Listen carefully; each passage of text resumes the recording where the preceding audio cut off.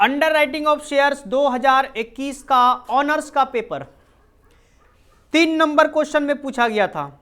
कितना number question में? 3 number question में पूछा गया था। कोरोना काल तो होता है ये सब चीज, है ना, कभी 2 नंबर, कभी 3 नंबर, कभी तो 8-10 नंबर में पूछ देगा, कुछ भी हो सकता है। चलिए कोई बात नहीं, आइए क्वेश्चन पढ़ते हैं। बोला ए लिमिटेड हैज ऑथराइज्ड कैपिटल। ये सब पढ़ के कोई फायदा नहीं है सर। यहां पे देखिए कि 50,000 शेयर्स उसका था। कितना शेयर्स था? 50,000। और इंटायर इशू वाज अंडरराइटेड, मतलब पूरा 50,000 को यहां पे अंडरराइट कर दिया। देखो यहां पे एक्स को दिया 30,000, वाई को दिया 15,000 और जेड को दिया 5,000। बताओ मिला के 50,000 हो गया कि नहीं हो गया? हो गया 50,000।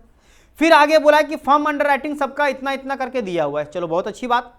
Out of total issue 45,000 shares including firm underwriting were subscribed, यानी सब्सक्रिप्शन दिया हुआ है तुम्हारा 45,000, जिसमें आपका फर्म अंडरराइटिंग इंक्लूड किया हुआ है। मतलब 5, 2, 7 और 1 8, 8,000 उसमें इंक्लूड किया हुआ है। बोलो हाँ या ना? The following were the marked application including, यानी यहां पे मार्क्ड एप्लीकेशन हमारे पास दिया हुआ है, फॉर्म एक्स का दिया हुआ इतना, वाई का दिया हुआ इतना, जेड का दिया हुआ इतना। अच्छी बात।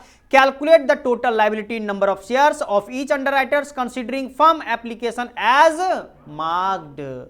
बताओ यहां पे साफ साफ बता दिया कि फर्म एप्लीकेशन यानी फर्म अंडरराइटिंग को जो तुम मानोगे वो किसके जैसा मानोगे? मार्क के जैसा मानोगे। बताओ मार्क्ड वाले को हम लोग एक्चुअल लिखते हैं कि नहीं? तो इसका मतलब हम लोग को यहां पे फर्म अंडरराइटिंग को भी क्या करना पड़ेगा? एक्चुअल मान के करना पड़ेगा, एक्चुअल जैसा ट्रीट करना पड़ेगा। समझ में आया? तो ऐसा क्वेश्चन में आपको बता देता है तो ऐसा ही करना पड़ेगा, और जब नहीं बताता है तो आप अपने अजम्पशन पे काम करोगे। चलो फॉर्मेट रेडी करते हैं।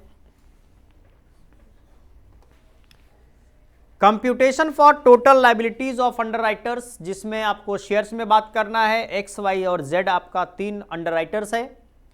सबसे पहले लिखा जाता है ग्रॉस लायबिलिटी। क्या लिखा जाता है?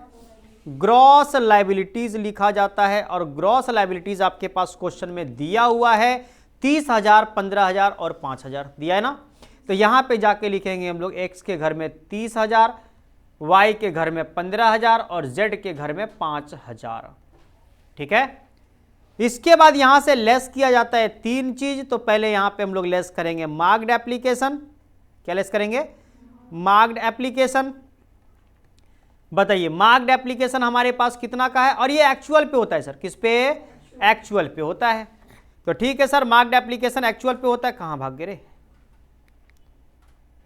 मार्क्ड एप्लीकेशन एक्चुअल पे होता है। एक्चुअल देखो मार्क्ड एप्लीकेशन दिया हुआ है हमारे पास, कितना कितना दिया हुआ है? 15,600, 10,400 और 4,000। तो ठीक है, यहां पे जाके लिखेंगे 15,600, 10,400 और 4,000। आई बात समझ में? और देखो ये एक्चुअल वाला लिख दिए ना, यहीं पे एक बार फॉर्म अंडर राइटिंग को भी लिख दो एक्चुअल वाला। बोलो ना, यहां पे लिख देते हैं। इसके बाद फॉर्म अंडर राइटिंग लिख देते हैं, क्योंकि इसको भी तो मार्क्ड के जैसा मान के करना है ना। तो इसको भी एक्चुअल बोल के लिख देते हैं यहां पे। और बताओ फॉर्म अंडरराइटिंग हमारा कितना कितना दिया हुआ था? 5,000, 2,000 और 1,000। तो यहां पे जाके लिखेंगे 5,000, 2,000 और 1,000। बोलो बात समझ में आया? और अब लेस कर दो अनमार्क्ड एप्लीकेशन को। अनमार्क्ड एप्लीकेशन, अनमार्क्ड एप्लीकेशन को यहां से हम लोग क्या करेंगे सर? लेस करेंगे, जिसको हम लोग जानते हैं रेशियो में बांटा जाता है 5 एकम 5, 5 तिया 15, 5 छक 30, यानी 6, 3 और 1 का रेशियो बनेगा। बोलो है ना? 6, 3 और 1 का रेशियो बनेगा। अब यहां पे होगा कितना अनमार्क्ड एप्लीकेशन? चेक कर लेते हैं। बताओ टोटल सब्सक्रिप्शन आया था 45,000 शेयर्स। कितना आया था? और इंक्लूडिंग फॉर्म अंडरराइटिंग बोला है, मतलब फॉर्म अंडरराइटिंग भी होगा, मार्क्ड वाला भी होगा, दोनों को माइनस करना पड़ेगा। बताइए यहां पे एक चीज कि हमारे पास टोटल 45,000 शेयर्स आया है, जिसमें माइनस करेंगे फर्म अंडरराइटिंग। फर्म अंडरराइटिंग का टोटल कितना है? 8,000। तो इसको 8,000 माइनस करेंगे। फिर माइनस करेंगे मार्क्ड वाला। मार्क्ड वाला का टोटल कितना है? 26 और 4 30, यानी 30,000 का है वो वाला।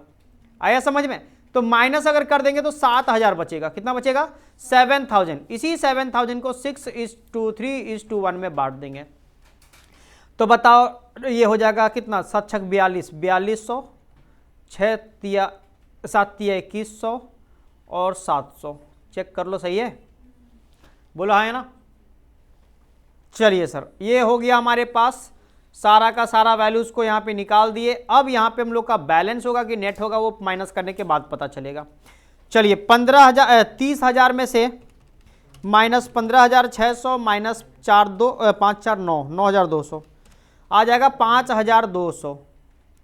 दूसरा वाले को अगर करते हैं तो हमारे पास हो जाएगा कितना, 500 बचेगा मेरे ख्याल से, हाँ या ना। और तीसरा वाले को अगर देखेंगे 700 नेगेटिव, ओहो हो 700 नेगेटिव आ गया, तो इसको तो बैलेंस लिखना पड़ेगा। अरे बोलो ना, लास्ट वाले का 700 नेगेटिव आ चुका है तो इसको बैलेंस लिख दिए। बताइए अब हम लोग को उस नेगेटिव वाले को एडजस्ट करना पड़ेगा, तो लिखना पड़ेगा एडजस्टमेंट फॉर सरप्लस ऑफ किसका था, z का, between x and y, between x and y इन कौन सा रेशियो में, 6:3। बोला है ना। तो बताओ अगर ये 700 को बांटेंगे 6 3 9 होता है, यानी 700 डिवाइड बाई 9 इंटू 6, ये हो गया 467, और 3 इक्वल करेंगे तो 233। बोलो समझ में आया। तो ये हम लोग इसका बांट दिए, और बांटने के बाद हम लोग का अब आ जाएगा माइनस करने से 5200 माइनस 467, ये आ गया 4733, और नेक्स्ट वाले का 500 में से 233 माइनस करेंगे तो 267, और लास्ट वाला नील, सबका पॉजिटिव हो चुका है, तो ये नेट लायबिलिटी बन गया। क्या बन गया, ये हमारा नेट लायबिलिटीज बन गया। और फिर यहां से हम लोग ऐड कर देंगे लास्ट में फर्म अंडरराइटिंग। आ रहा बात समझ में। तो ये हम लोग फर्म अंडरराइटिंग लास्ट में ऐड कर देते हैं, जो कि एक्चुअल पे ही होता है, और एक्चुअल वाला हमारे पास दिया हुआ था 5000, 2000 और 1000 दिया हुआ था। आई बात समझ में। और बस इसको ऐड करने के बाद हमारा यहाँ पे टोटल पता चल जाएगा 9733, 2267 और 1000 का निकल गया। ये निकल गया हमारे पास टोटल लायबिलिटीज। बोलो बात समझ में आया।